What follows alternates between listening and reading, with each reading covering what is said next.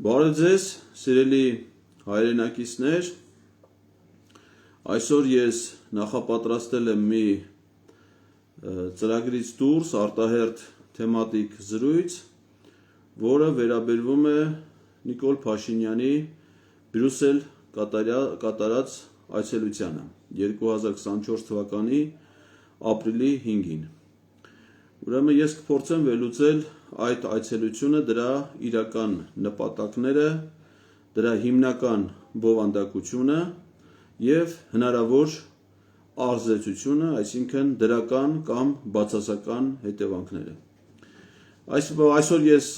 ոչ սովորական ժամի, որպես կանոն ես ժամը 23:00-ին եմ անում ուղի եթերները,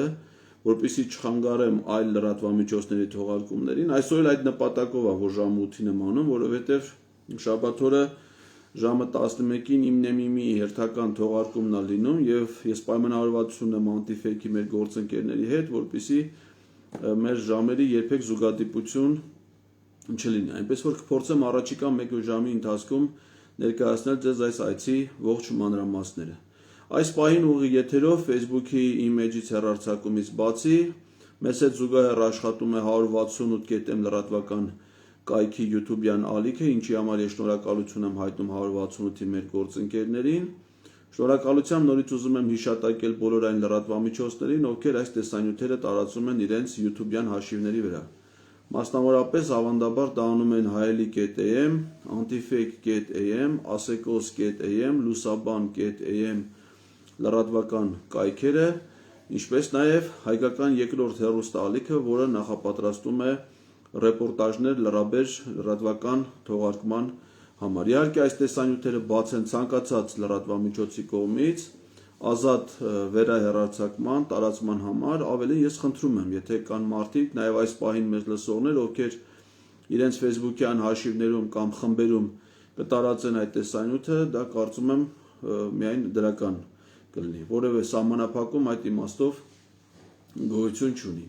Նիկոլ Փաշինյանի այցելությունը Բրյուսել ես որակել եմ որպես հետևյալ այսօրվա մեր թեմատիկ վերնագիրը ձախողված ձախողակի սեղմվող օղակը,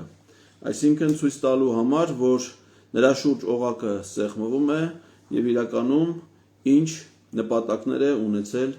այս այցելությունը։ Ուրեմն թեմայի արդիականություն ասեցինք պայմանավորված է վարչապետի ապրիլի 5-ի այցելությամբ Բրյուսել, որտեղ նա հանդիպում է ունեցել եռակողմ ձևաչափով Եվրոպական հանձնաժողովի նախագահ Ուրսուլա ֆոն դեր Լեյնի հետ, ԱՄՆ պետքարտուղար Էնթոնի Բլինքենի հետ, ԵՄ անվտանգության, արտաքին եւ անվտանգության հարցերով բարձր ներկայացուցիչ Ժոզեփ Բորելի հետ։ Նիկոլ Փաշինյանի պատվիրակության կազմը շատ հետաքրքիր է եղել Բրյուսել այցելության։ Դրա կազմում է եղել Աննա Հակոբյանը, որը որ այդ այցի ընթացքում որևէ միջոցառման չի մասնակցել։ Եվ նման դեպքերում ես բազմիցս եմ խոսել այդ մասին, վարչապետի կինը եւ ընտանիքի անդամները ըստ պետական արարողակարգի պարզապես իրավունք չունեն ուղեկցել նրա արտասահմանյան աշխատանքային բնույթի այցելությունների ժամանակ։ Դիվանագիտական արարողակարգը նախատեսում է պետության ղեկավարի կնոջ մասնակցություն միայն պետական եւ պաշտոնական այցելությունների ժամանակ, որտեղ պետության ղեկավարի տիկնոջ կամ ամուսնու համար նախատեսում է այցի առանձին ծրագիր կամ նրա մասնակցություն պաշտոնական միջոցառումներին։ Սա աշխատանքային այցելություն է, հետեւաբար վարչապետի ընտանիքի որևէ անդամ, այդ թվում կինը, բաժանաղը, աներձակը, չգիտեմ, որևէ մեկը իրավունք չունի մասնակցել աշխատանքային այցին որևէ ձևաչափով։ Դա նույն բանն է, ոնց որ վարչապետը գնա աշխատանքի, կինն էլ հետը գնա աշխատանքի։ Դա նույն բանն է, որ ասենք որևէ այլ պաշտոնյա, ենթադրենք Սահմանադրական դատարանի նախագահը գնա աշխատանքի, կինն էլ հետը գնա իր աշխատավայր, նստի հետը սկսի աշխատել։ Ասի, որովհետև ես իմ ամուսնուն շատ եմ սիրում։ Մի անգամ Աննա Հակոբյանն ասել է, չէ՞, թե ինչի է ճամփորդում։ Բայց եթե նկատել եք, նա ճամփորդում է վարչապետի հետ, հատկապես մեր պետության համար վտանգավոր այցելությունների ժամանակ։ Օրինակ, մի քանի օր առաջ Նիկոլ Փաշինյանը գնացել էր էլի Բրյուսել մասնակցելու ատոմային անվտանգության համաժողովին, Աննա Հակոբյանը հետը չէր գնացել, բայց այս մի այցելությանը գնացել է, այսինքն որպես կանոն նա գնում է մեր պետության եւ ժողովրդի համար վտանգներ ներկայացնող այցելություններին նրան կառավարելու իրավիճակը վերահսկելու իմաստով, որովհետեւ նա չափազանց վտանգավոր կենթանատեսական մեր հասարակության համար։ Այս անգամ վարչապետի պատվիրակության կազմում է եղել փոխվարչապետ Տիգրան Խաչատրյանը։ Ասեմ ձեզ, որ սա առաջին անգամն է, որ առհասարակ Տիգրան Խաչատրյանը ընդգրկված ալնում վարչապետի պաշտոնական այցելության կազմում։ Մի քանի անգամ եղել է փոխվարչապետ Մեհեր Գրիգորյանի ընդգրկվածություն Նիկոլ Փաշինյանի պատվիրակության կազմում, այն էլ միայն Ռուսաստանի Դաշնություն այդ ԵԱՏՄ-ի գագաթաժողովերին մասնակցելու նպատակով։ Հետևաբար տնտեսական ոլորտը համակարգող փոխվարչապետի մասնակցությունը տարօրինակ է եւ սա առաջին դեպքն է այդ իմաստով։ Պատվիրակության կազմում է եղել Արարատ Միրզոյանը, արտգործնախարարը, Արմեն Գրիգորյանը, անվտանգության խորհրդի քարտուղարը եւ այստեղ շատ հետաքրքիր է, որ պատվիրակության կազմում է եղել նաեւ արտաքին գործերի փոխնախարարներից Վահան Կոստանյանը։ Ինչով է սա հետաքրքիր, որ ուշագրավ, որ Վահան Կոստանյանը որպես արտաքին գործերի փոխնախարար պատասխանատու է Հայաստանի սահմանակից երկրների հետ հարաբերությունների հարցով։ Հետևաբար ոչ եվրոպական երկրներն են Հայաստանի սահմանակից Եվրոպական միությունը մասնավորապես, ոչ էլ առավել եւս Միացյալ Նահանգները, բայց Հայաստանի սահմանակից երկրներն են օրինակ Ադրբեջանը եւ Թուրքիան։ Հետևաբար այդ երկրների հարցերով պատասխանատու փոխնախարարի ներգրավվածությունը նշանակում է, որ այս հանդիպան նպատակը հիմնական բովանդակությունը ոչ թե վերաբերում է ԱՄՆ եւ Եվրամիության հետ փոխհարաբերություններին, այլ Հայաստանի սահմանակից երկրների հետ փոխհարաբերություններին։ Հակառակ դեպքում պատվիրակության կազմում պիտի լիներ արտաքին գործերի մեկ այլ փոխնախարար Պարույր Հովհաննիսյանը, որը որ հենց պատասխանատու է Եվրոպական միության եվրոպական ուղղության հետ Հայաստանի հարաբերություններին։ Իդեպ մեծ պատվիրակություն է եղել նաեւ եղել են օրինակ փոխվարչապետերի խորհրդականներ, անվտանգության խորհրդի քարտուղարի խորհրդական օգնական։ Մեհեր Գրիգորյան օրինակ փոխվարչապետ չի եղել, բայց նրա խորհրդականը ընդգրկված է եղել այդ պատվիրակության կազմում։ Իսկ Մեհեր Գրիգորյանը Հայաստան-Ադրբեջան սահմանային հարցերով հանձնաժողովի համանախագահն է, ենթադրվում է, որ Մեհեր Գրիգորյանի խորհրդականը նաև որոշակի ներգրավվածություն ունի այս հարցերում։ Այսինքն պատվիրակության կազմը հուշում է, որ այն կապ չունի Եվրամիության եւ Միացյալ Նահանգների հետ հարաբերություններին, այլ վերաբերում է բացառապես Ադրբեջանի հետ հարաբերություններին, այս ավելի շատ դրան է վերաբերում։ Չափազանց ուշագրավ է նաեւ լրատվական մասը, ուրեմն վարչապետի պաշտոնական պատվիրակության մեջ ընդգրկված են եւ լուսաբանել են այդ այցելությունը երկու լրատվամիջոց։ Մեկը Հայաստանի հանրային հեռուստաընկերությունն է, իդեպ վարչապետի այդ պատվիրակության կազմում եղել են նաեւ իր աշխատակազմի մամուլի հասարակայնության հետ կապերի պատասխանատուներ, այսինքն եւ լուսանկարիչ, եւ օպերատոր, եւ խմբագիր, եւ մամուլի խոսնակ այդ Նազելի Բաղդասարյանը, որոնք նյութեր են տրամադրում բոլոր լրատվամիջոցներին, բայց տեղում լուսաբանելու համար գնացել է հանրային հեռուստաընկերության լրագրողը եւ ուշադրություն առաջին AM լրատվական կայքի լրագրող Գրիգորյանը։ Առաջին AM-ը դա Արման Բաբաջանյանին պատկանող լրատվամիջոց է եւ զարմանալի է, թե Հայաստանի մի քանի տասնյակ լրատվամիջոցներից վարչապետի աշխատակազմի ընտրությունը ինչի է կանգնել հենց առաջին AM-ի լրատվամիջոցի այդ լրագրողի ներգրավվածությանը, որը ոչ թե այդ լրատվամիջոցի սեփական միջոցներով է գնացել, այլ վարչապետի օթանավով պետական բյուջեի միջոցներով որպես պաշտոնական պատվիրակության ներկայացուցիչ։ Ուրեմն Բրյուսելում գտնվելու ժամանակահատվածում վարչապետ Նիկոլ Փաշինյանը հանդիպում է ունեցել Բելգիայում Հայաստանի դեսպանատանը ԱՄՆ միջազգային զարգացման գործակալության ղեկավար Սամանթա Փաուերի հետ։ Տիկին Փաուերը բոլորովին վերջերս գտնվում էր Հայաստանում եւ իր այցելության ընթացքում քննարկվել է ԱՄՆ միջազգային զարգացման գործակալության Հայաստանում իրականացվելիք ծրագիրը։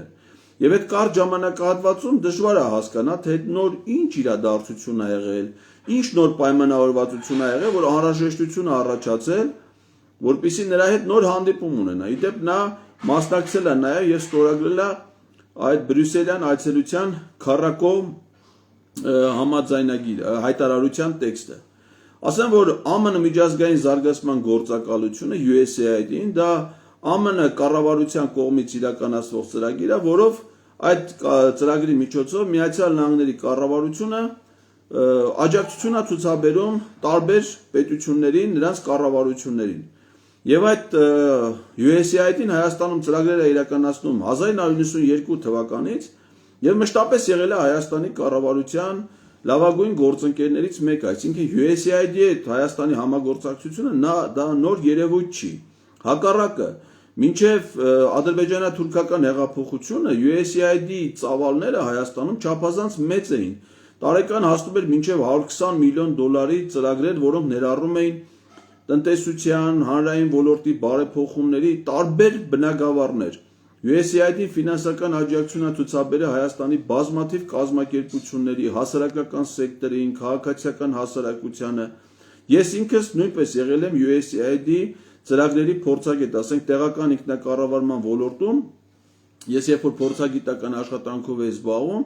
USAID-ին բազմաթիվ համայնքներում ուղիղ ներդրումներ է իրականացրել համայնքային կարողությունների զարգացման, համայնքի ղեկավարների, ավականու անդամների վերապատրաստման եւ այլ առումով, որոնց ես նույնպես մասնակից եմ եղել։ Այսինքն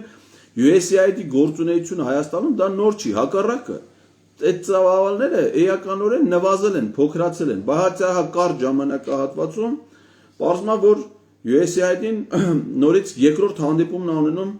վարչապետի հետ։ Մյուս հանդիպումը եղել է այսպես է ձևակերպվում Հայաստան-Եմեն ԱՄՆ բարձր մակարդակի հանդիպում։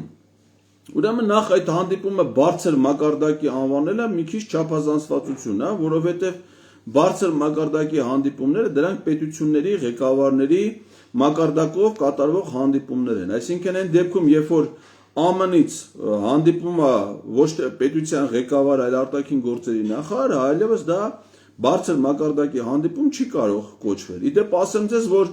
ընդհանրապես մեր տարածաշրջանի խնդիրներին ԱՄՆ-ի ներգրավվածության առումով ամենաբարձր մակարդակի պաշտոնյան, որ դրանում ներգրավվածություն է, դա ԱՄՆ պետքարտուղարն է Էնթոնի Բլինքենը։ Այսինքն երբևէ ԱՄՆ նախագահի կամ փոխնախագահի ներգրավվածություն Հարավային Կովկասի խնդիրներին չի եղել։ Օրինակ ի տարբերություն ասեմ, որ Նիկոլ Փաշինյանը երբ որ օրինակ Ռուսաստանի հետ հարաբերություններ անենում, նրա շփումները նախագահի մակարդակով է մշտապես եղել, բայց ԱՄՆ այս տարածաշրջանում շփում է առավելաբարձր պաշտոնյան, դա ԱՄՆ պետքարտուղարն է, որն է նաև ներկայացել է այդ հանդիպմանը։ Եվ վերջում նրանք ուրեմն այդ ապրիլի 5-ի հանդիպման արդյունքներում տարածել են մի հայտարարություն, որի բովանդակությունը կուզեմ ձեզ ներկայացնել մի քանի առանձնացումներով, այսինքն վերլուծությամբ։ Եվրամիությունը եւ Միացյալ Նահանգները սատարում են Հայաստանի եւ տարածաշրջանի համար կայուն խաղաղ անվտանգ ժողովրդավարական բարգավաճ ապագային։ Ասեմ ձեզ, որ ԱՄՆ, Եվրամիություն եւ Հայաստան ձևաչափով հանդիպում տեղի է ունենում առաջին անգամ։ Այսինքն Հայաստան-ԱՄՆ շփումներ արտգործնախարարների մակարդակով, վարչապետի շփումներ Էնթոնի Բլինքենի հետ պետքարտուղարի մի քանի անգամ եղել են, վարչապետի այցելություն Բրյուսել բազմաթիվ անգամներ ա եղել, Բրյուսելից ասենք Շարլ Միշելի այցելություն Հայաստան միշտ եղել է, բայց եռակողմ ձևաչափ, ընդ որում Հայաստան, ԵՄ, ԱՄՆ դա առաջին անգամ է։ Սա ինչն է ցույց տալի, որ Միացյալ Նահանգների ազդեցիկ դերը իհարկե արևմտյան ընդհանուր արժեհամակարգի քաղաքականության մեջ սա ըստ էության ֆորմալ տեսքի է բերում մինչև հիմա փորձագիտական շրջանակներում գործածվող հավաքական արևմուտք հասկացությունը եւ առաջին անգամ է որ այս ձևաչափով հանդիպումը կայանում։ Ընդ որում այդ հանդիպման ձևաչափի ընտրությունը խիստ անհասկանալի է, այսինքն ինչի է այդ ձևաչափում լինում, օրինակ Հայաստանը եւ եվրոպական գրեթե բոլոր երկրները եւ Միացյալ Նահանգները ԵԱՀԿ անդամ պետություններ են Եվրոպայի անվտանգության եւ համագործակցության կազմակերպության։ Ընդ որում այդ կազմակերպությունն էլ միջազգային մանդատ ու հանձնառություն ուներ Հարավային Կովկասի տարածաշրջանում անվտանգային խնդիրներ լուծելու եւ Լեռնային Ղարաբաղի խնդրի լուծումը վերապահված էր հենց այդ կազմակերպության ԵԱՀԿ Մինսկի խմբի համանախագահությանը, որտեղ համանախագահ երկիրներ հենց Միացյալ Նահանգները, մյուսը Եվրոպական միության անունից հանդես եկող երկիրներ Ֆրանսիան եւ նաեւ Ռուսաստանի Դաշնությունը, այսինքն եթե կա արդեն իսկ ֆորմալ իմաստով կազմակերպություն, որին անդամ են եւ Հայաստանը, եւ Միացյալ Նահանգները, եւ Ադրբեջանը օրինակ, եւ եվրոպական երկրները, հարց առաջանում, եթե մեր տարածաշրջանում անվտանգային խնդիրներ են քննարկվում, ինչի դա չեն քննարկվում, արդեն իսկ գոյություն ունեցող ֆորմալ միջազգային կազմակերպության շրջանակներում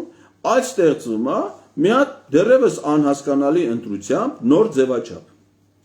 Հաջորդ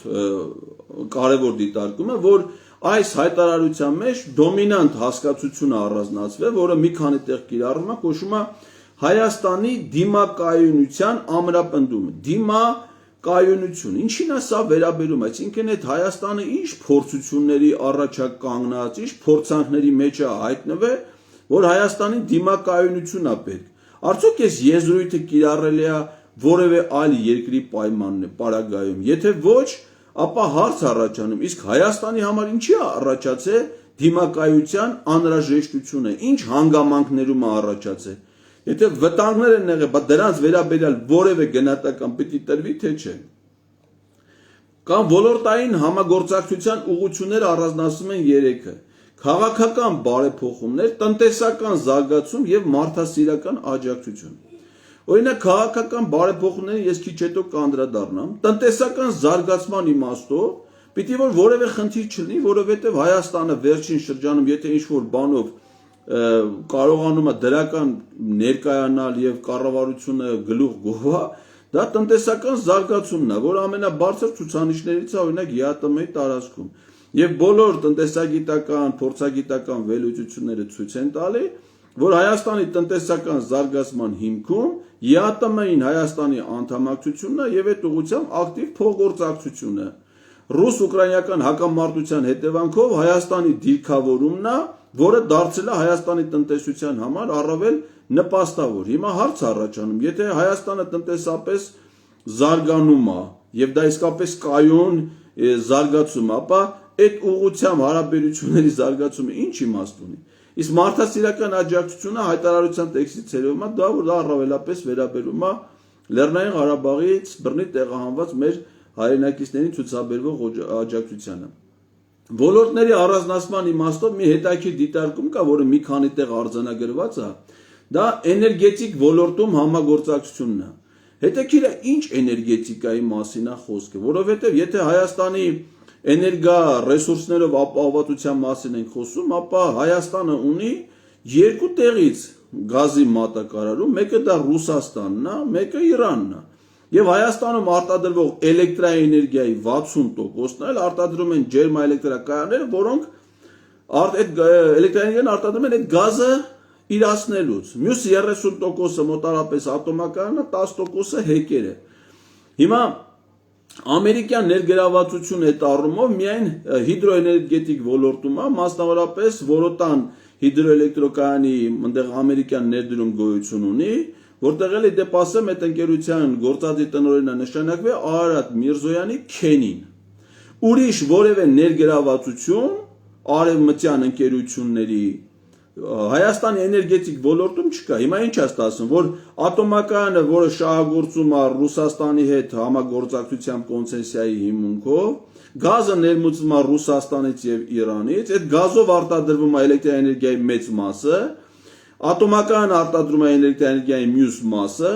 էլեկտրաէներգիայի բաշխումն իրականացնում է Հայաստան էլեկտրական ցանցեր ընկերությունը, որի հիմնական սեփականատերը ծագումով ռուսաստանցի գործարար Սամվել Կարապետյանն է, այսինքն հիմնական ազդեցությունը այդ է, բայց ոլորտային համագործակցությունը պիտի լինի Եվրոպական միության եւ Միացյալ Նահանգների հետ, որոնք այս պահին հակադիր են Ռուսաստանի եւ Իրանի հետ։ Ես ճիշտ ասած մի քիչ դժվար եմ պատկերացնում այդ էներգետիկ ոլորտում համագործակցությունը այդ պայմաններում։ Ինչն է հետաքրքիր է արձանագրումը։ Ասում է Եվրոպական միությունը եւ Միացյալ Նահանգները բարձր են գնահատում ուշադրություն։ 2018 թվականից ի վեր ժողովրդավարության եւ արդարադատության ոլորտներում բարեփոխումները, ինչպես նաեւ կոռուպցիայի դեմ պայքարում Հայաստանի արձանագրած էական առաջընթացը եւ հանձնառություն են հայտնել շարունակել գործընկերությունը եւ աջակցել Հայաստանին, հաշվի առնելով, որ այն շարունակում է ամրապնդել ժողովրդավարությունը եւ օրենքի գերակայությունը մեր ընդհանուր արժեքների եւ սկզբունքներին համահունչ։ Անկեղծ ասած, սա ինձ համար ամենազարմանալի եւ տարօրինակ ձևակերպումն է այս հայտարարության մեջ։ Եթե Միացյալ Նահանգների պետքարտուղարը եւ Եվրոպական միության հանձնաժողովի նախագահը նման արտաքին անվտանգության հարցերի պատասխանատուները ժողովրդավարության մասին նման պատկերացումներ ունեն եւ արդարադատության ոլորտի նկատմամբ իրենց պատկերացումները Հայաստանում տեղի ունեցածի հետ կապված նրանք գնահատում են որպես հաջողության պատմություն, ապա պետք է հստակ արձանագրել, որ Միացյալ Նահանգներում եւ Եվրոպական միությունում ժողովրդավարությունը ճգնաժամ է ապրում։ Որովհետև ինչ է նշանակում ժողովրդավարական բարեփոխումներում առաջընթաց։ Ուրեմն Հայաստանը ըստ Freedom House-ի գնահատումներով ոնց որ մինչև ադրբեջանա-թուրքական հեղափոխությունն է դասակարգվել որպես մասամբ ազատ երկիր։ Ընենց էլ դրանից հետո, այսինքն ազատությունների իմաստով 18 թվից հետո Հայաստանում ոչ մի առաջընթաց, ոչ մի բարեփոխում չի արձանագրվել։ Կոռուպցիայի դեմ պայքարի առումով միջազգային հայտնի կազմակերպությունը, որը գնահատումներ է տալի, դա Transparency International կազմակերպությունն է, որը Հայաստանում արձանագրել է ինստիտուցիոնալ կոռուպցիայի առկայություն եւ կոռուպցիայի ընկալման իմաստով հետընթաց։ Եվ դա վերաբերում էր այն բանին, որ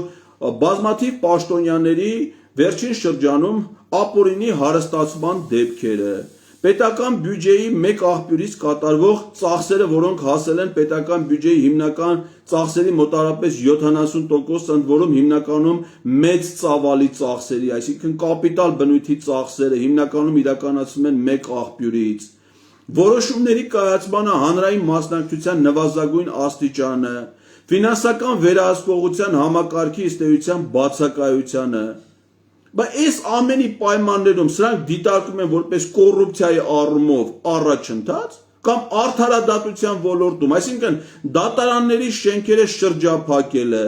փաստաբանական գործունեության համար լրացուցիչ հարկեր մտցնելը մարդկանց իրավունքների պաշտպանության հարցում արձանագրվող հետընթացը, որ ամբողջ փաստաբանական համայնքին է հանել ոտի Հայաստանում, սահմանադրական դատարանում իշխանազավթումը, բարձրագույն դատական խորհրդում քաղաքական նշանակումները Գագիկ Ջահանգիրյանից սկսած մինչև Կարեն Անդրեասյան,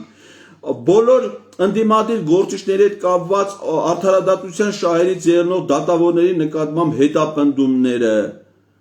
դատարանների նկատմամբ տոտալ վերահսկողությունը, այս ամեն ինչը դիտվում է որպես արդարադատության ոլորտում առաջընթաց, ժողովրդավարությունը, այսինքն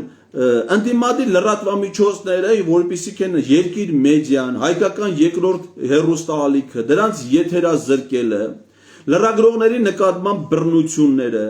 ազգային ժողովում գործունեության լուսաբանման սահմանափակումները, կառավարության շենք լրագրողների մուտքը արգելելը,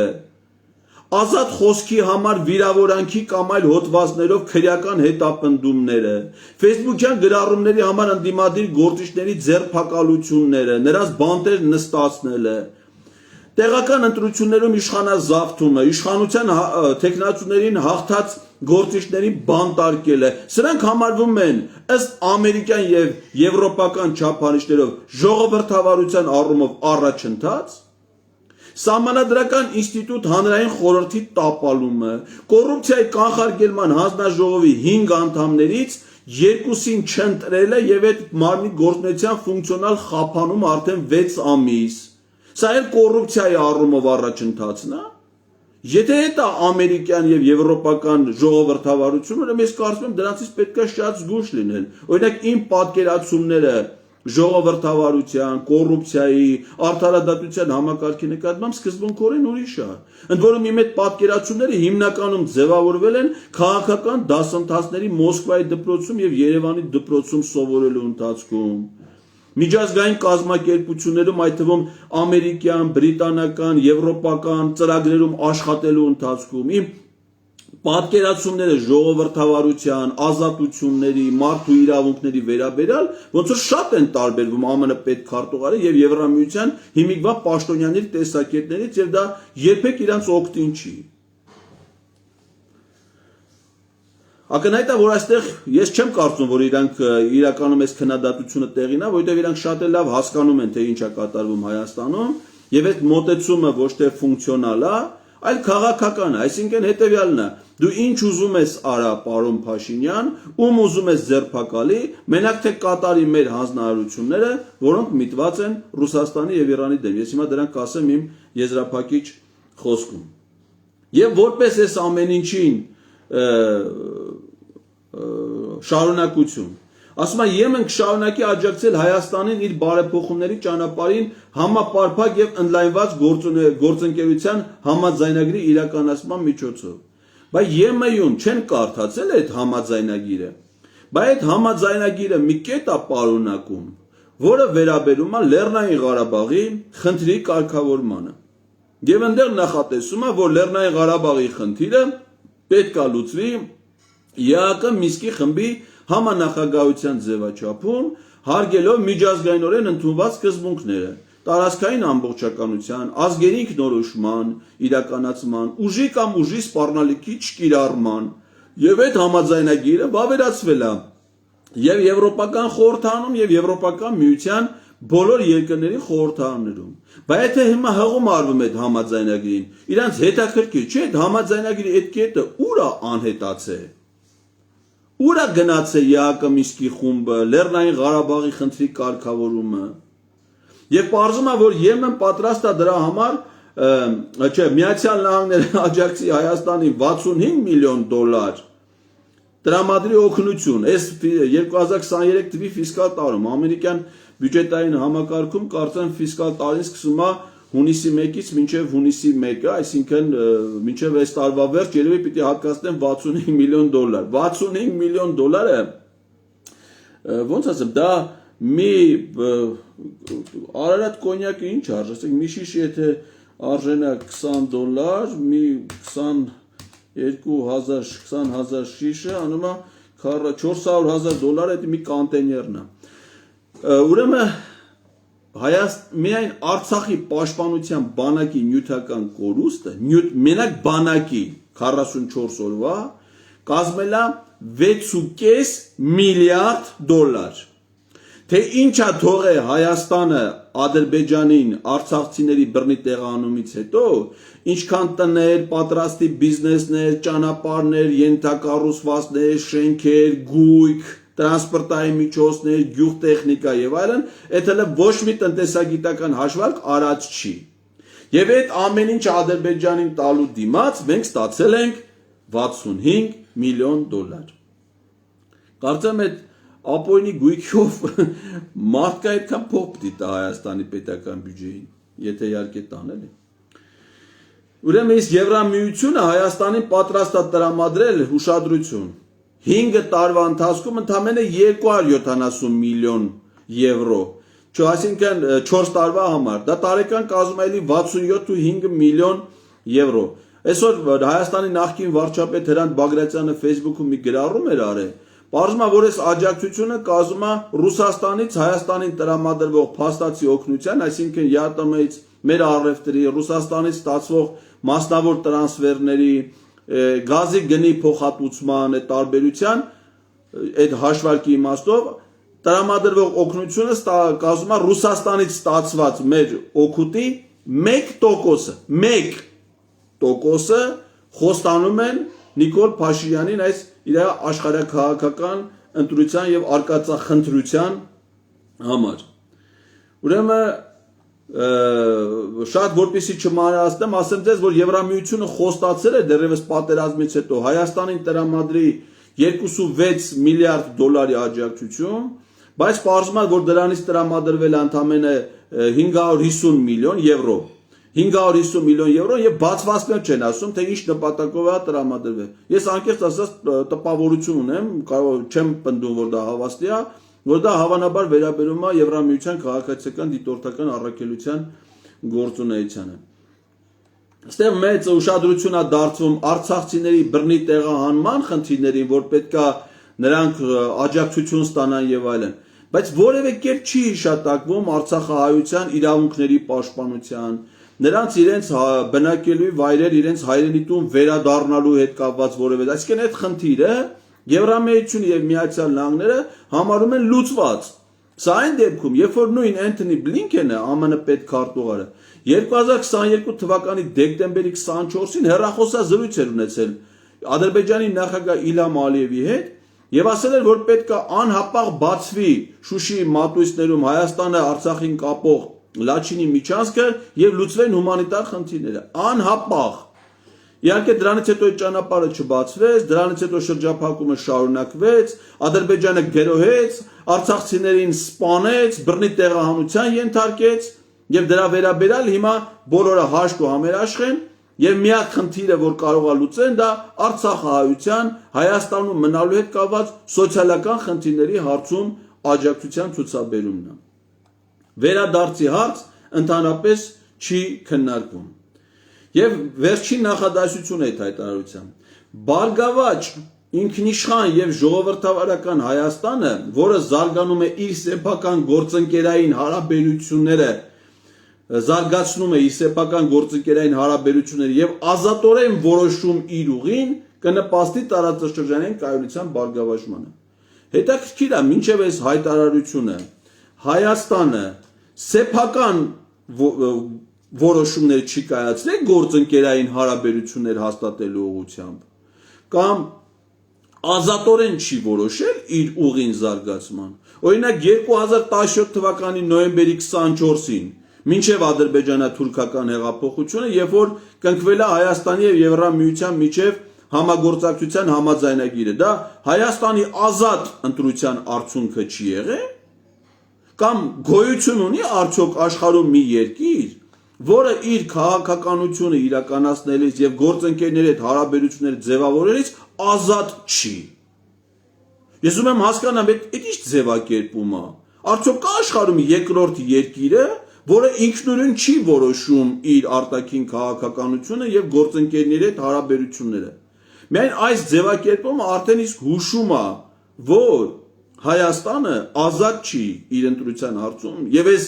համաձայնագիրը ստորագրելու հարցում արդեն իսկ ճնշումների ներքո է գտնվում եւ որտեղ ազատ մտածող երկիրը երբեք այսպիսի ձևակերպման համաձայն չի լինի, որ անեն։ Նույնը գիտեք ինչին է վերաբերում, որ ասում են, չէ՞,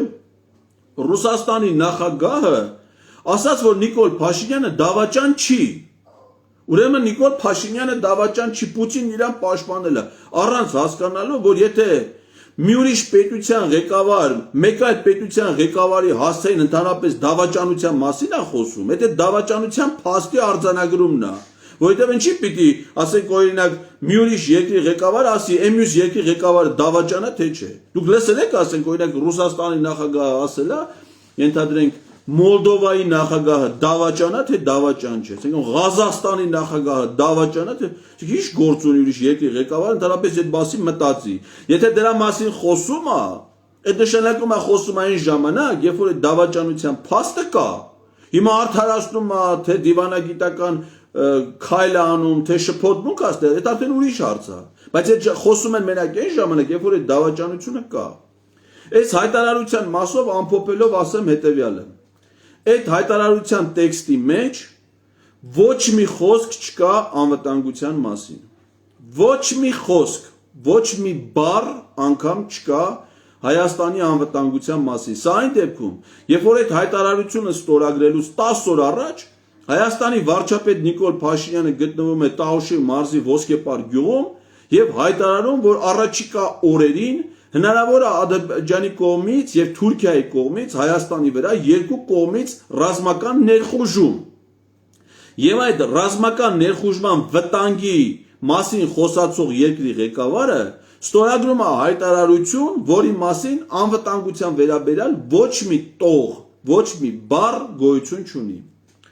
Այս հայտարարության մեջ գոյություն չունի ոչ մի բառ եւ նախադասություն, որը կդատապարտի Ադրբեջանի կողմից եւ 44-օրյա պատերազմի ընթացքում եւ 2023 թվականի սեպտեմբերի ընթացքում Արցախի դեմ իրականացված լայնամասշտաբ ագրեսիայի, ցեղասպանության եւ բռնի տեղահանությանը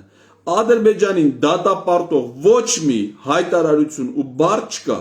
Այն դեպքում, երբ որ այդ հայտարարությունը ստորագրող կողմերից են Հայաստանից բացի,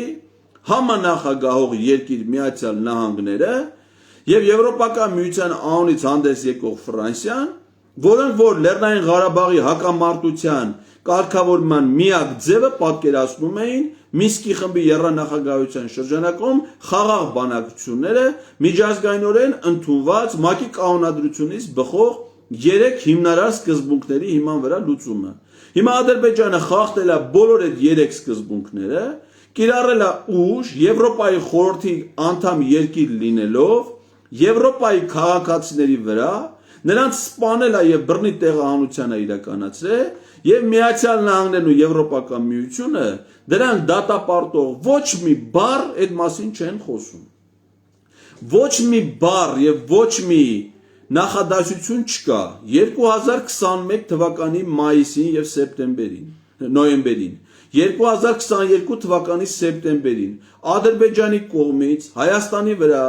ռազմական ներխուժման, Հայաստանի բնակավայրերը հրթիռակոծելու, ռմբակոծելու, Հայաստանի ինքնիշխան տարածքները զավթելու վերաբերյալ ոչ մի դատապարտող հայտարարություն չկա։ Այն դեպքում, երբ որ այդ նույն Միացյալ Նահանգներն ու Եվրոպական միությունը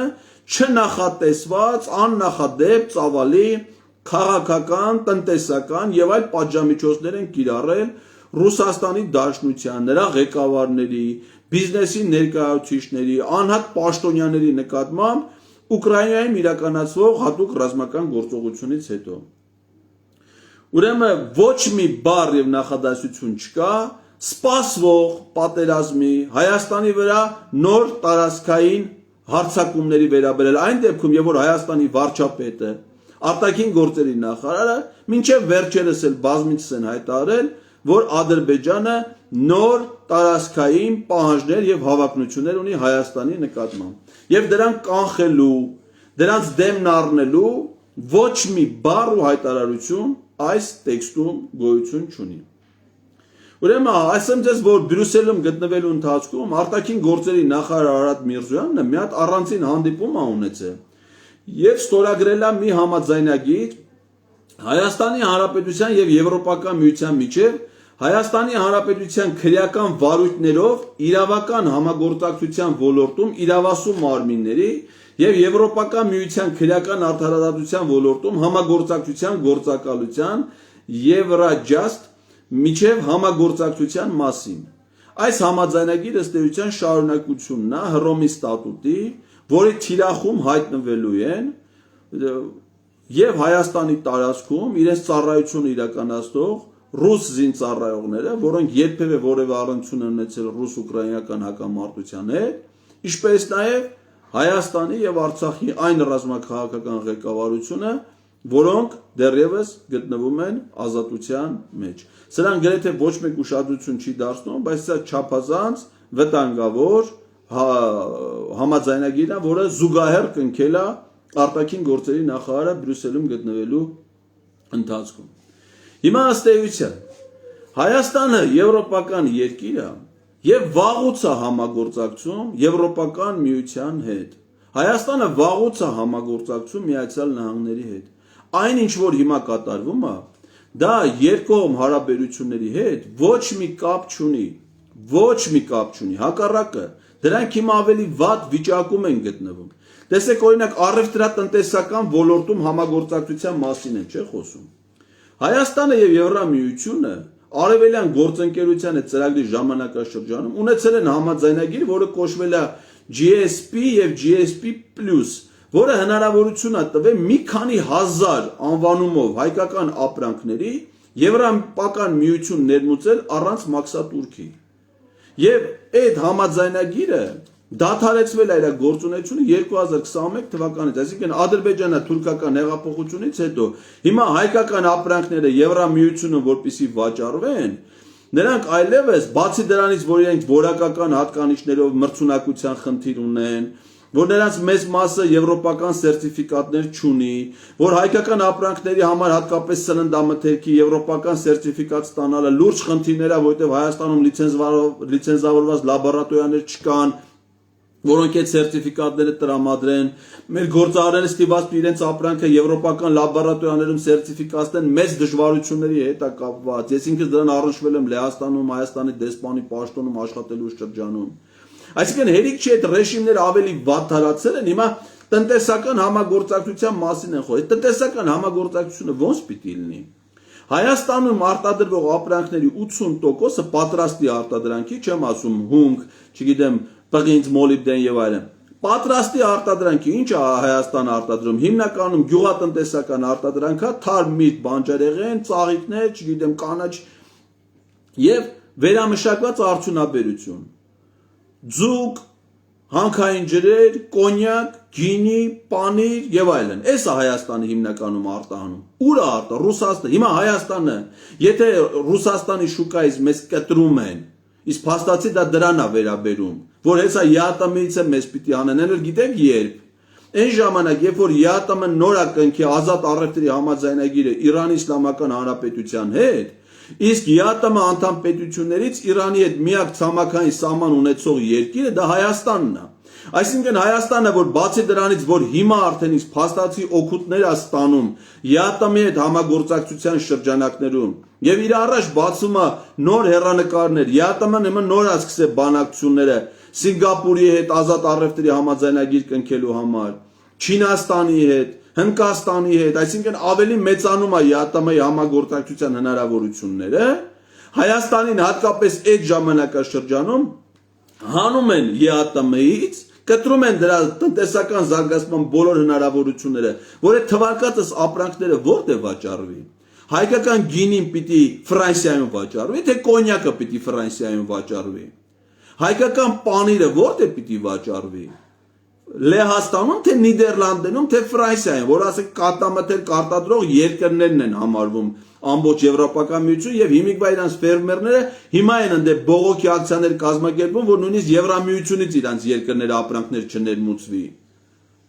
Հայաստանի ապրանքները որտեղ պիտի վաճառվի։ Հայերը որտեղ պետքա գնան աշխատելու եւ 2 միլիարդ դոլարի չափ գումար ուղարկեն մասնավոր տրանսֆերներով իրենց երկիր, իրենց հարազատներին կամ այդ աշխատած գումարները Հայաստանում իրացնեն։ Բարձրաբար չի լինելու այդ ամեն ինչը։ Խո հիմա երեխու մտածողությունն էլ ունեցող մարդիկ այս ամեն ինչը կարան տեսնեն ու հասկանան։ Եվրամիության հետ մենք համաձայնագիրը կնքված է 17 թվից 2024 թվականի մարտի 28-ին արտաքին գործերի փոխնախարարը գնացել է Եվրոինտեգրացիայի հանձնաժողովում խոսում է, ասում է, որ վիզաների ազատականացման հարցում հետընթաց գոյություն ունի։ Ընդամենը պիտի այն Եվրոպական միությունը, որը օրը մի քանի նավ փախստական, առանց շոր, առանց կոշիկ, առանց փաստաթուղթ, առանց փող, հայտնվում է Եվրամիությունում եւ փախստականի կարգավիճակ ստանում, պետական աջակցություն ստանում եւ այլ, նրանց ընդունում են։ Բայց Հայաստանի նորմալ քաղաքացիներին, ասենք թե Եվրասուս Մունդուսով, Եվրասուս Պլյուսով ուսանողը, որ պիտի գնա Եվրոպայում սովորի, ամիսներով դեսպանատներում հերթականգնում աշխարհի բոլոր փաստաթղթերը ներկայացնելով 40 եվրո մուծելով վիզան մերժվելով։ Անկամ մի ամսվա վիզա մեզ չեն տրամադրում, որպեսզի մենք չեմ ասում երկարատև մշտական գնալու ապրելու։ Գոնե են մարդիկ, ովքեր ուզում են կարճատև ճամփորդությունների գնան, բժշկական հետազոտություններ անցնեն, զբոսաշրջությանը բիզնեսի նպատակով այցելեն, գոնե մեկ ամսվա համար վիզա չուզեն Հայաստանի քաղաքացիներից։ 17 թվից մինչև հիմա այդ պարզ խնդրի հարցում արտգործնախարարությունը արձանագրում է հետընթաց։ Բայց եթե դուք ճանապարհները չունեք, փակ է այդ ճանապարհները, ոնց պիտի գնաք այդ Եվրոպական միություն։ Բայց Եվրոպական միություն գնալու համար ճանապարհ պիտի բացվի, չէ՞։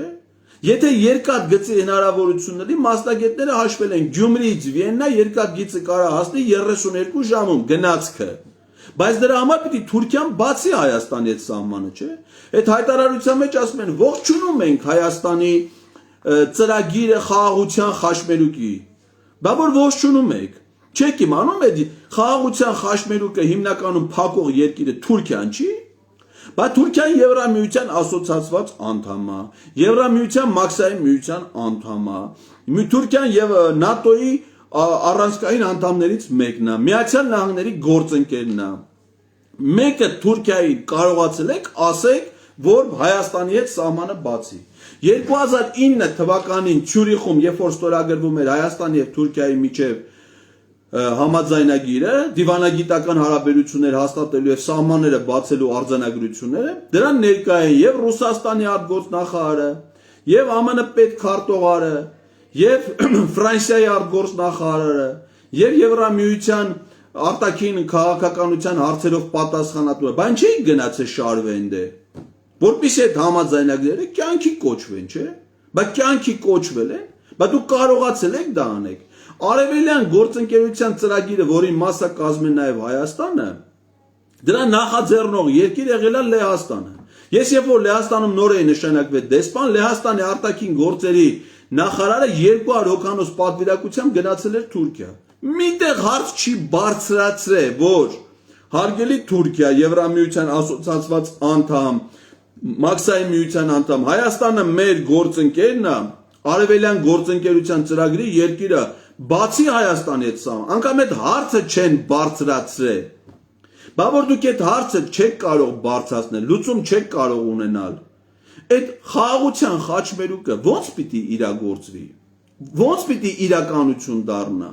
Որ ասում եք Հայաստանի հետ ավելի սերտ համագործակցություն անենք, եթե Հայաստանի քաղաքացիները եվրոպական երկրներ գալու մուտքի արտոնագիր չունեն, իրավունք չունեն, իրանք ո՞նց պիտի գան։ Ում հետ պիտի ասում է մարդկանց միջև ուղիղ շփումները։ Դե շփվեք այդ մարդիկ, եթե վիզա չունեք, ո՞նց պիտի շփվեք, եթե ամիսներով պիտի հետ կանգնեք ու մերժում ստանաք։ Իսկ մինչև 2018 թվականի ադրբեջանա-թուրքական հեղափոխությունը մոտավորապես 15000 ուսանող է ներգրաված եղել Եվրազուս Մուտուսի ծրագրերում։ Բայց ո՞նց է այդ մինչև հիմա չի եղել, այսինքն այն ինչ որ վերաբերվում է կայուն հարաբերությունների զարգացմանը, դա մինչև ադրբեջանա-թուրքական հեղափոխությունն է եղել։ Դրանից հետո այդ հարաբերությունները մենակ վատացել են։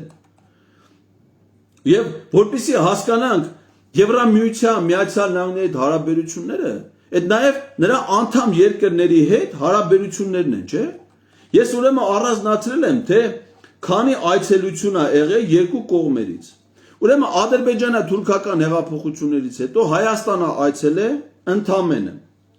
2018 թվականի օգոստոսին Գերմանիայի դաշնային կանցլեր Անգելա Մերկելը, որ եկել է տարածաշրջանային այցով, այսինքն ոչ միայն Հայաստան, այլ նաև Վրաստան, Ադրբեջան, ընդ որում այս այցը նախապատրաստվել է դեռևս 17 թվականին, մինչև ադրբեջանա-թուրքական հեղափոխություն։ Ես ներկա եմ եղել դեսպանահավաքին, որտեղ նախարար Էդվարդ Նալբանդյանին Գերմանիայի Հայաստանի դեսպանը զեկուցում էր, որ այցի օրերն արդեն ամրագրված, այսինքն ես իրանց հետ կապ չունի։ 19 թվին եղել է Հունաստանի նախագահը նոյեմբերի 5-ին, 21 թվականի հուլիսի 17-ին Շարլ Միշելն է եկել տարածաշրջանային այցով եւ 22 թվականի մայիսի 10-ին Լիտվայի նախագահ Եվրոպական միության անդամ ոչ մի երկրի ղեկավար Հայաստան չի այցելել։ Բա որ դրանք մեր բարեկամ երկրներ են, փոխգործակցություն գոյություն, այդ փոխգործակցությունը պիտի երկրների միջև լինի, չէ՞։ Բա մեկը պիտի Հայաստանը մեկին հետաքրքրի, չէ՞, որ գան այս երկրի հետ հարաբերություններ զարգացնեն բարձր մակարդակով։ Հələ հիշեք, երբ որ Վրաստանն էր որոշել Եվրամիության հետ համագործակցել, ինչ այցելություններ։ Միացյալ Նահանգների նախագահն այցելել է Վրաստան ու չի այցելել Հայաստան ու Ադրբեջան։ Եվրոպական երկրների նախագահները առավոտից իրիկուն Վրաստանում էին, ասենք երևի անհաշվելի քանակություն էր ունեցել Լեհաստանի նախագահը Վրաստանում։ Բա ուր են այդ եվրոպական երկրները ինչի չեն գալի Հայաստան։ Հիմա ես հանել եմ, թե քանի այցելություն ա եղել ուրեմն Նիկոլ Փաշինյանի կողմից 18 թվից եվրոպական երկր, ընդհանուր առմամբ 18 թվից մինչև հիմա Նիկոլ Փաշինյանը ունեցել է ուշադրություն 98 աշխատանքային այցելություն, աշխատանքային պաշտոնական պետական այցելություններ, որոնցից 36 այցելություններ եղել է միայն եվրոպական երկրներ։ Այսինքն Հայաստանը եկել միայն Լիտվայի նախագահը եւ Հունաստանի նախագահը, երկու այցելություն, Անգելա Մերկելը չհաշվենք, դա իր հետ կապ չունի։ Ինքը գնացել է 36 անգամ, մենակ եվրոպական երկր, առանց թաղումների, Շարլ Ազնավուրի թաղումը որ սրա մեջ չկա։ Բա դիվանագիտության մեջ գոյությունի փոխադարձության սկզբունքը, չէ՞, մի հատ դու ես գնում, մի հատ ինքը պիտի գա։ Բայց ոնց է որ ոչ մի պատասխան այցելություն չկա։ Սա շատ նման է Նիկոլ Փաշինյանի ձևակերպմանը, էլի դիվանագիտության։ Կոշիկ լիզել, այսինքն ինքը գնում է անգնում է ուրիշների ոտերը։ Իրանով ոչ մեկ չի հետաքրքրվում։ Արմեն Սարգսյանը, նախկին նախագահ, որը փախել է Հայաստանից, ունեցել է իր պաշտոնավարման շրջանում 54 արտասահմանյան այցելություն, որից 25 այցելությունները եղել է եվրոպական երկրներ։ Տեսեք հələ ես ասում եմ, 0 փոխադարձություն կա, 0։ Վահագն Խաչատուրյանը առանց թաղումների այցելել է, ուրեմն ընդհանուր այցելությունները իր եղել է 20 այցելություն։ Այս կարճ ժամանակահատվածում է 20 արտասահմանյան այցելություն անեցել, որոնցից 9 եվրոպական երկրներ, առանց Անգլիայի թաղմանը եւ թագավորի երդման արարողության այդ պաշտոնա թագադրման արարողությանը մասնակցելու։ Բայց այսքան դեռ չեմ ասում արտաքին գործերի նախարարի, անվտանգության խորհրդի քարտուղարի արտասահմանյան այցելություն։ Բա որ դուք այդքան այդում եք ընկնում եք դրանց ոտերը, դրանք ձեզնով ինչի չեն հետաքրում։ Ես էլ չեմ ասում մասնավոր բիզնեսի։ Կարակ ասեք Հայաստանում քանի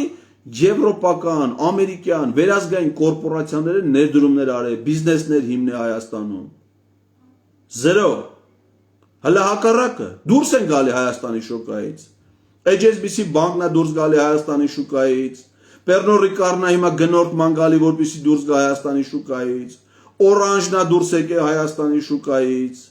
Բոլոր վերազգային կորպորացիաները, ովքեր Հայաստանում եղել են, դուրս են գալի։ Մի հատ նորը ոչ մեկը չի մտել։ Բայց ո՞նց է զարգանում այդ հարաբերությունները։ Իսկ մինչ այդ մենք ինչ ենք ունեցել։ Ունեցել ենք ինտենսիվ շփում, արևելյան գործընկերության ծրագրի անդամ ա եղել։ 2021 թվականի մայիսի 15 թվականի մայիսի 21 Ռիգայի գագաթաժողով, արևելյան գործընկերության գագաթաժողով, դրա հայտարարությունից հատված։ Նրանք հաստատում են, այսինքն գագաթաժողովի մասնակից երկրները, գագաթաժողովի մասնակցում են ԵՄ անդամ բոլոր պետությունների ղեկավարները եւ արևելյան գործընկերության անդամ երկրների նախագահները, ղեկավարները։ Նրանք հաստատում են իրենց լիակատար աջակցությունը Լեռնային Ղարաբաղի հակամարտության հետ կապված Մինսկի խմբի համանախագահների միջնորդական ջանքերին, ներառյալ 2009 թվականից ի վեր նախագահների մակարդակով եւ նրանց հայտարարությունները։ Սա է Եվրամիության դիրքորոշումը եղել Լեռնային Ղարաբաղի հարցում։ Հիմա կա է դիրքորոշումը։ Բա ո՞նց է փոխվել։ Բա ո՞նց է ՍԵՊԱ-ի համաձայնագրի պայմանագրային դրույթը խախտվում, հա։ Ռիգայի համաձայնագրի հայտարարության տեքստը խախտվում է ու նոր տիպի հարաբերություններ են փորձում զարգացվել։ Այդ համաձայնագրի մեջ ՍԵՊԱ-ի վարչապետի որոշմամբ 300 միջոցառում պետք է Հայաստանը կատարեր այդ համագործակցությունը Եվրոպական միության հետ խորացնելու համար։ Հիմա ինձ լսող որևէ մարդ ինքը մտածում է, որ ինքը Եվրոպական միության հետ համապարփակ գործընկերություն հաստատող երկրում է ապրում։ Մի ոլորտ կա մեր երկրում, որը Եվրոպական միության հետ գործընկերություն ունի։ Ժամանակի մեջ տեղավորվելու համար այս թեմայի մասելիքը շատ է։ Ես կարող եմ եզրահանգումներ անել։ Նախ ասեմ, որ այս վերջերս կազմակերպվել էր խորհրդարանական լսումներ, որին ես էլ էի մասնակցում, ընդ որում ոչ թե հրավիրված է, այլ ես ինքս եմ ինտերնետով մտել, գրանցվել եւ մասնակցել։ Ու գնում եմ դե ինչ եմ տեսնում, որ ասենք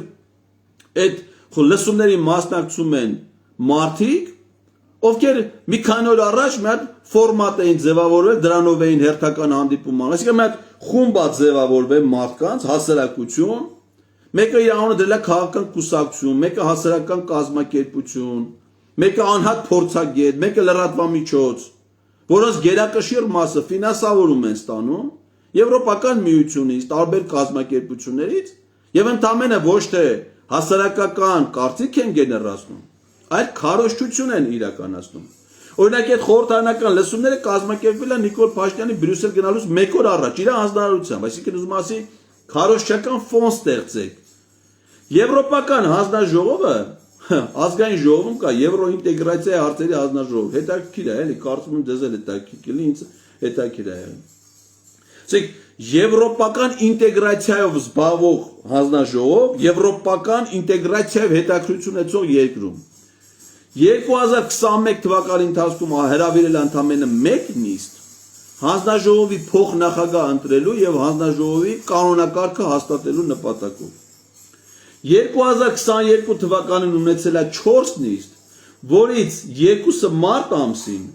1-ը փետրվարին, 1-ը դեկտեմբերին։ 2023 թվականի ամբողջ տարվա ընթացքում ազգային ժողովի մշտական հանձնաժողով ունեցել է 1 նիստ։ Էնել կառավարության ծրագրի կատարման հաշվետվության Եվրոպա արտաքին քաղաքականության վերաբերող մասը քննարկելուց 1 նիստ։ 2024 թվականին 3 նիստ, 3-ն էլ մարտ ամսի ընթացքում, որոնցից մեկը խորհրդարանական լսումներ հրավիրելու նպատակով։ Բայց Եվրոինտեգրացիա ունեցող երկրում Եվրոինտեգրացիայի հարցերով հանձնաժողովը պարապուրդի է վերածվում։ Դրանից է, որ եվրոպական ինտեգրացիա իրականում գոյություն չունի։ Իսկ այդ լսումներին իրանք հրավիրել են մենակ քարոզիչներ, որպեսզի ասենք քարոզչություն իրականացնեն։ Ասենք օրինակ այդ լսումների մասնակիցներն ասեմ ձեզ, էլի որպես քաղաքական կուսակցություններ։ Ուրեմն Տիգրան Խզմալյանի Հայաստանի եվրոպական կուսակցություն կամ Հանրապետություն կուսակցություն, որի ղեկավարը Հոպլոն է, հանուն Հանրապետություն կուսակցություն Արման Բաբաջյան, ամբողջ կազմերով են դրանք այդ կուսակցություններին։ Ուրեմն հրավիրել են այդ խորհրդարանական լսումներին Հայաստանում Եվրոպական միության դեսպանին, բայց չեն հրավիրել կամ չեն եկել, չեն մասնակցում, ենթադրենք Հայաստանում ԵԱՀԿ-ի ներկայացուցիչը, Եվրոպայի խորհրդի մշտական ներկայացուցիչը, Եվրոպական միության անդամ երկրների դեսպանները կամ դեսպանության աշխատակից դիվանագետը։ Այսինքն սրանց պատկերացումներով եվրոինտեգրացիան դա ընդհանրապես մի կազմակերպության հետ Եվրոպական միության հետ համագործակցությունն է։ Եվրոպական միության դեսպանն եկել այնտեղ հայտարարում, ասում է, որ Եվրամիությունը Հայաստանին պատրաստ է տրամադրել ոչ մահաբեր զենքեր։ Ասենք ոչ մահաբեր զենք, իմ պատկերացմամբ դա բանը ջրոցի խաղալու պիստոլետ է, որ ջուրը քաշում ես ու ջուրը պզզնում մեկի վրա։ Ասենք ի՞նչ է նշանակում ոչ մահաբեր զենք։ Ուկրաինային էլ են Եվրամիությունը ոչ մահաբեր զենքեր տրամադրում եւ անդամ երկրները, Միացյալ Նահանգները։ Ուկրաինային տրամադրվող ֆինանսական աջակցությունը տարեկան 65 միլիոն եվրո է, թե օրական է այդքան։ Բայց եթե իրական աջակցության մասին է խոսքը, համադրություն կարելի է չէ անել։ Բայց երբ որ դուք համարում եք, որ Ռուսաստանը ներխուժել է Ուկրաինայի տարածք, ինչ պատժամիջոցներ է Եվրամիությունը կիրառել Ռուսաստանի դեմ։ Բայց պատժամիջոցներից մեկը, գոնե մեկը կարելի է կիրառել Ադրբեջանի դեմ։ Իհարկե կարելի է, բայց կիրառվել է։ Բայց ինչով է այդ տարբերությունը կայանում։ Մի խոսքով, այդ ինչի համար եմ ասում, այդ խորհրդարանական լսումների մասնակիցներին, ընդհանրապես մեր հանրային կյանքում սես մի բան կա, ասում է, որ հանրային պաշտոնյաները պիտի հայտարարագիր ներկայացնեն, գույքի եկամուտների հայտարարագիր, որպեսզի իմանաց այդ մարդու փողը որտեղից է, ինչի է։ Դա պետք է վերաբերվի նաև հանրային կարծիք ձևավորող ցանկացած կազմակերպության, որովհետև եթե ասենք մեկը գալիս ասում է, ես իրավունքի Եվրոպա հասարակական կազմակերպությունից եմ եւ խոսում է, պիտի հասկանալ ինքը ով է, որովհետև երբ որ իմանում ես ինքը ով է, պարզվում է, որ ինքը Լուսինե Հակոբյանն է, որ այդ կազմակերպության նախագահի պաշտոնում փոխարինում է իր ամուսնուն Տիգրան Եգորյանին, որը նույնպես այնտեղ նստած է, որոնք ստանում են գրանտներ միայն Եվրոպական միությունից եւ Նիդերլանդների կառավարությունից, որպեսզի ծրագրեր իրականացնեն սահմանադրական դատարանում, որտեղ փոխնախագահը իրենց քավորն է, որը Նիկոլ Փաշինյանի փաստաբանն է։ Ու նրանք ձևավորում են հանրային կարծիք ու պիտի մեզ ասեն, որ արդարադատության ոլորտում բարեփոխումներ են։ Իսկ սահմանադրական դատարանում բարեփոխումներ են իրականացել, նրանք պիտի ասեն, ու նրանց ասածը պիտի տեղ գտնի այս հայտարարության մեջ։ Ամփոփելով սիրելի հայրենակիցներ, մի բան պիտի ասեմ, որ այն ինչ որ տեղի է ունենում, դա Եվրոպական միության հետ փոխհարաբերություն չի իր մեջ պարունակում։ Միացյալ Նահանգների հետ հարաբերություն չի ներկայացնում, որպեսզի Հայաստանը կարողանա գործընկեր լինել Եվրամիությանը եւ Միացյալ Նահանգներին, պիտի առնվազն ժողովրդավարական երկիր լինի։ Այս թափթփված, կեղտոտ, փնթի բռնապետությունը չի կարող լինել Եվրամիության, Միացյալ Նահանգների համար գործընկեր։ Կարող է լինել գործիք, որը օգտագործվում է իրենց շահերին համահունչ։ Իսկ իրենց շահերը Հայաստանին չի որ առնչվում են։ Իրենց շահերը առնչվում են այս տարածաշրջանում Ռուսաստանին եւ Թուրքիային եւ ոչ լավ իմաստով։ Նրանք խնդիրներ ունեն, լուրջ անվտանգային եւ աշխարհաքաղաքական խնդիրներ ունեն։ Միացյալ Նահանգները, Եվրամիությունը, Միացյալ Թագավորությունը, որի դեպ դուրս է եկել Եվրոպական միության կազմից։ Իրենք աշխարհաքաղաքական խնդիրներ ունեն։ Ռուսաստանի դեմ, Իրանի դեմ, Չինաստանի դեմ եւ այդ դեմ խնդիրները լուծելու համար այս տարածաշրջանում իրենց հիմնական գործընկերոջը Թուրքիային, որի մի մասն է կազմում Ադրբեջանը, որի դեմ իրանք ոչ մի պատժամիջոց չեն կիրառելու, պատրաստ են նվիրել Արցախը, պատրաստ են նվիրել ողջ Հայաստանի Հանրապետությունը, այս քարտեզի վրա մի երկիր պակաս լինելը իրանց համար շատ մեծ խնդիր չի։ Եթե դրա գինը Թուրքիայի տարածաշրջանային ազդեցության մեծացումն է, ի հաշիվ Ռուսաստանի եւ ի հաշիվ Թուրքիայի։ Եվ ահա այս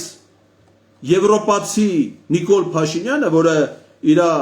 արտաքինով անգամ ոչ մի առնչություն չունի Եվրոպոյի դրասայի հետ, ընդամենը մեզ ներքաշում է աշխարհաքաղաքական բարդ անվտանգային խաղերի մեջ։ Եվ հատկապես այս վիճակում, հետպատերազմյան շրջանում, նոր պատերազմի սպառնալիքի պայմաններում փլուզել Հայաստանի անվտանգային համակարգը, որի գլխավոր բաղադրիչը հենց ինքնին ռազմական անվտանգությունն է, դիվանագիտությունը, արտաքին սպառնալիքներից դիմակայելու մեր ընդհանուր համակարգը, որը կառուցվել է ՀԱՊԿ-ի հետ համագործակցությամբ, Ռուսաստանի հետ երկկողմ ռազմաքաղաքական համագործակցությամբ, փլուզել այդ անվտանգային համակարգը, քանդել տնտեսական հիմքերը, որը էապես կապված է Ռուսաստանի եւ Իրանի հետ, եւ դրա դիմաց ստանալ ոչինչ, դա ընդամենը նշանակում է, որ դրա դիմաց ստանալ մի բան՝ նոր պատերազմ, նոր կորուստներով եւ նոր սպառնալիքներով։ Իսկ այդ ժամանակ Եվրոպական միությունից եւ Միացյալ Նահանգներից մենք ցավակցական հայտարարություններից բացի ուրիշ ոչինչ չենք ստանալու։ Իսկ այդ ցավակցական հայտարարությունները մեզ չի հասնելու, որովհետեւ գերեզմաններում դրանք մեզ համար լսելի չեն լինելու։ Այն ինչ որ կատարվում է, դա չափազանց վտանգավոր է։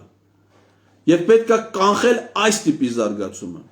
Հայաստանը եվրոպական երկիր է։ Հայաստանը բարեկամ երկիր է եւ Եվրամիությանը, եւ Միացյալ Նահանգներին, եւ իսկապես այդ հարաբերությունները պետք է հնարավորինս զարգանան, ինչքան հնարավոր է շատ, բայց դրանք պետք է զարգանան ազնիվ փոխգործակցությամբ։ Դրանք պետք է զարգանան Հայաստանում ժողովրդավարական ինստիտուտները զարգացնելու միջոցով, դեմոկրատական բոլոր հարաբերությունները զարգացնելու միջոցով, այլ ոչ թե այս փնթի բռնապետություններով։ Ալիևը եւ Փաշինյանը իրենց բռնապետություններով չեն կարող եվրոպական գործընկերություն հաստատել։ Դրանք եվրոպական եւ ամերիկյան քաղաքականության գործիքներ են, որոնցից այս պահին շահում է այս տարածաշրջանում Թուրքիան։ Այս վտանգներին դիմակայելու համար մեզ պետք է վերադառնալ իսկական Հայաստանի շահերից բխող անվտանգային համակարգի, որի միակ լուծման ձևը այս թափթփված բռնապետությունից եւ հայ ժողովրդի այս ճշտամիներից ձերբազատվելն է։ Շնորհակալություն ուշադրության համար։